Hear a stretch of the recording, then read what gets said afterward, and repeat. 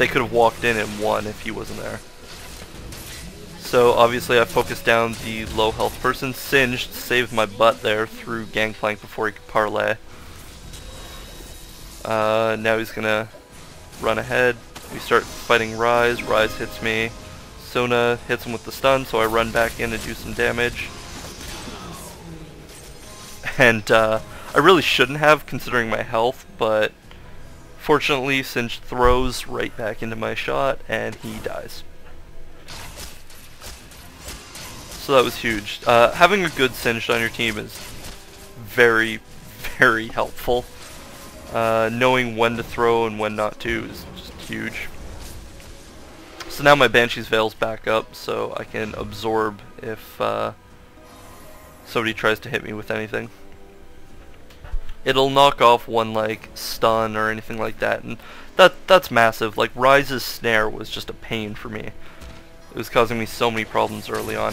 Here we're going down, even though I already have the red buff, we're going to get me another one. It doesn't stack or anything, but we didn't want the Nocturne to have it because he was just so deadly with it. The red buff will also slow the enemy that you hit, so it makes them harder to run away. So yeah, now we've got Nasus clearing top. Heimer's kind of doing his own thing.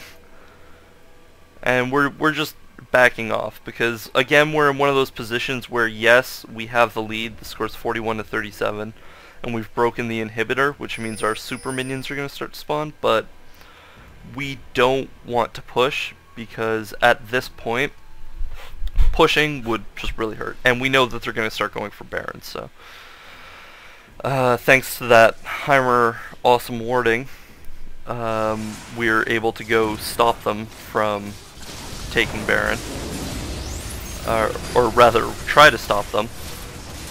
But fortunately, because they're so spread out and some of them stayed to fight Baron while the others came to engage us, we're able to pick them off and really do some serious damage here. So we took away a couple of people who had the Baron buff, which is just huge. Despite the fact that they got it, which helped them severely, we were able to take the buff away. We're about to take it from Rise too.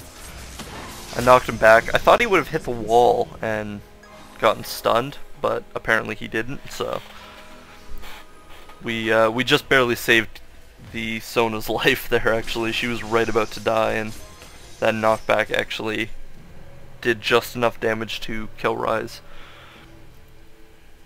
But yeah, at this point, like I was saying, it's 20 seconds, so now would be a decent time to push. We have a 3-2 advantage.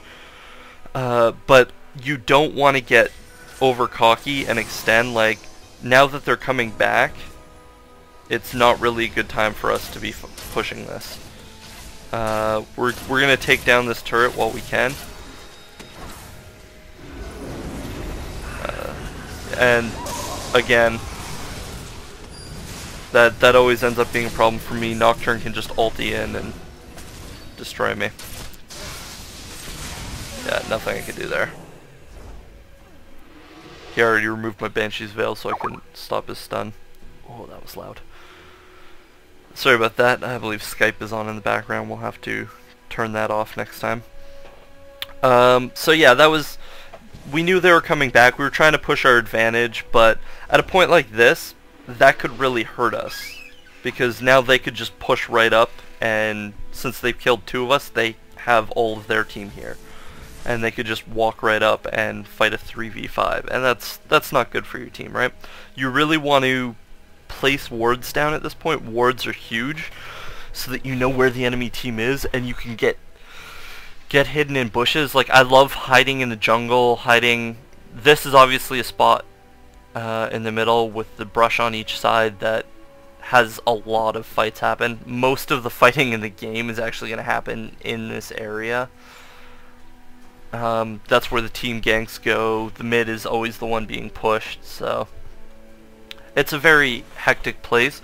But if you can set up wards in different areas, like setting it up at blue buff here, you can pick off their jungler. Nocturne would maybe go for a buff, and then he gets there and your whole team's waiting there, it's brutal experience for him. So just map awareness at this point is huge, right? And we don't have it, which kind of sucks. So that's an improvement I want to make. Here we go. We start this fight. He makes the mistake of targeting Heimer instead of going for one of the more squishy characters, and I believe him dying right there is what cost them the game. Because Nocturne was their source of damage. Without him, they really weren't able to do that much. Everything else was kind of a distraction to keep us from Nocturne, while he ripped them apart. Which is kind of like the same thing my team's doing. Like, if they're in front of me taking the damage, I can destroy the enemy team. So he and I were kind of playing very similar roles. There I go, knocking him back because I didn't want him stunning our team. Taking a couple more pot shots at them. But for the most part, we need to get these down so we can get the inhibitors. At this point, now I've got my Banshee's Veil. I've swapped out my Doran's Blade. I got rid of it because late game it's not useful, and I've already got a Black Cleaver. So that's going to help me. It's going to give me more attack speed, not that I really needed it at this point. And it gives me a bit more damage and armor pen. So yeah, I think we're about wrapping it up. But yeah, that was... oh, hold on a second, sorry. Pause it, although as long as I don't hit the continue button, I'm good. Alright, sweet. So at this point, there's not really much I can show you anymore, so I'm gonna keep this short. But yeah, overall, map awareness was a big thing there. We needed to improve on that, but the team fights were where we really shined. We needed to have our tanks and people in front so that Nocturne couldn't just dive in. He's a very good character who can dive in and rip the squishies apart. So the characters with low health but high damage, if you let Nocturne loose on them, they're toast. So I really needed that Banshee's Veil to save me from the Rise snares so that he couldn't catch me. And we just needed our team to kind of push together and be very cautious. So there's a couple strategies, couple thoughts that we had while we were playing the game. I'd love to see you guys submit some of your replays and we'll comment on them. See if we can find any places where you guys can improve or things you did really well. I'd love to see games where you guys just teach me things, because this game's got a steep learning curve and it just takes a lot of practice and a lot of good advice to learn what you're doing. So this is LoLCasters. I guess we're signing off, and I hope you guys enjoyed this. Let us know in the comments and in messages what you want to see from us in the future. Have a good night.